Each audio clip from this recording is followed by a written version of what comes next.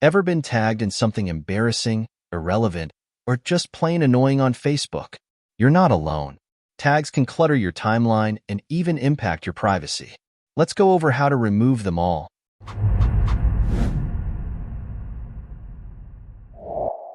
Why remove tags? Tags connect your profile to posts, photos, and even locations. While they can boost engagement, they also expose you to spam, irrelevant content, or things you just don't want on your profile. Removing tags on mobile. Open the Facebook app and go to your profile. Scroll through your feed or head to the Photos of You section. Tap the three dots on a tagged post. Select Remove Tag and confirm.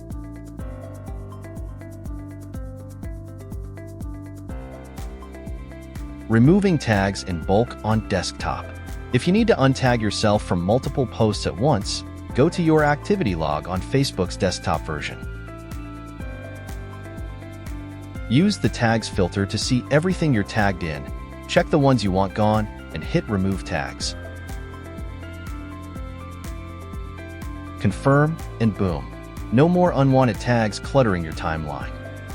If you found this helpful, give this video a like and subscribe for more quick Facebook tips. Check out our blog for a step-by-step guide, and we'll see you in the next one.